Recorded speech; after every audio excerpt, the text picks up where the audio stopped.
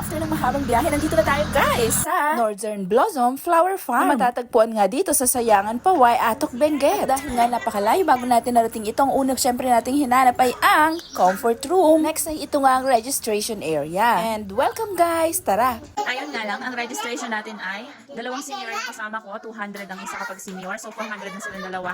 And then kami ni Jason, 2 adult, 250 ang isa, so 500 kaming dalawa. And then sa bata kay Jillian is 50 pesos. So 950 lahat ito. Magandang hapon po sa inyong lahat. Welcome to Northern Blossom Flower Farm. Taga-saan po tayo? Oriental Mindoro po. Ito yung pinaka-entrance natin. 1 lang, puro kababayan. Tapos sa gitna ng farm, makikita kayong may nag-iisa ang bubong. Yun po yung resting area, comfort room at bilihan ng tubig. Terraces po yan, hindi pwedeng bumalik dito sa entrance.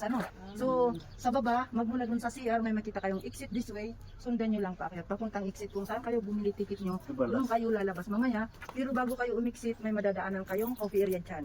Pwede nyo po i-claim yung nandyan sa kabilang dulo ng stop nyo. Only coffee, limited bread after the tour, compliments from Northern Blossom. Wow, Kaya only kukunin ko yung entrance stop mamaya, pakipilas ko yung mga entrance stop.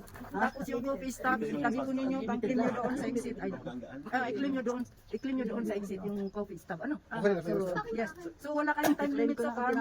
Maski anong oras nyo gusto umexit, nasa inyo na yan.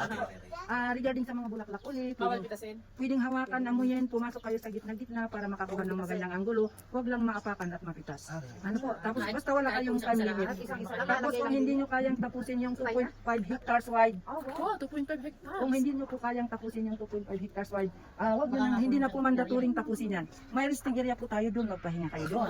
Pagkatapos, Ayan, bumaba na nga tayo at kita nyo naman, magsisimula na tayong tingnan ang napakaganda bulaklak. Uy, ang ganda nito.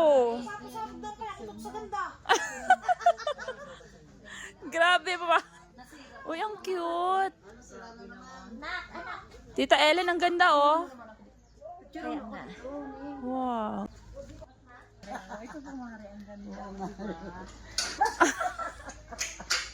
Isa ito sa pinakagusto ko. Ang ganda-ganda naman talaga oh. Kaso hindi daw pwedeng magdala. At kapag lumabas ka dito, haya na, bubulaga na sa atin ang napakalawak na taniman ng mga bulaklak. Wow. Ang ganda po talaga. Ang ganda. O bumili ako niyan inay, dalawa, 350 ang isang bili ko. Kaso hindi nabuhay sa Mindoro, namatay din lang. Kaya pala naman sabi maganda. Talaga naman. ay napakaganda naman nga pala. Wow. Isali mo hining ako dyan. Ika na naribili ka ang puto, ang ganda. Ganda naman. Marikoy oh. Tingnan mo. Ari oh. Hawak-hawak. Mas maganda itong malalaki talaga oh. Wow. Para siyang plastic pero totoong totoo. Akala ko may plastic. Kumarap ka dito. Dalhin natin. Bawal. Bawal. Bawal tayo. Ang cute oh. Bawal. Ganda. Ito pa ana uti mo ganda. Ito. Ay ana ang ganda. Ano parang atis oh. Parang atis. Ano yan mama? Parang yung cactus success. Ito Ano ba cactus. yun? Cactus yan? Nabibili din yan. Ang ganda. Mabuhay kaya itong sa Mindoro? Magdadala tayo? Bibili tayo? Ang ganda yun. Ito ang hindi agad madaling mamatay kapag ganitong mga bulaklak. Ang ganda ano po ma? Ganda oh. Hi! Welcome to Garden, Blossom Garden. Ang ganda po! Look at the flowers! Sobrang nakaka-refresh talaga. Look at the flower. So hello guys, welcome. So hello guys, welcome po dito sa Mother Blossom, dito sa Benguet, sa Baguio. O diba, napaka-fresh. Parang ganda dito ka. Picture ka dyan. Okay guys, itutuloy natin sa sunod nating videos ang mga kadugtong nito. Pupuntahan lang natin si Jillian doon at baka mahulog ang layo-layo na nila.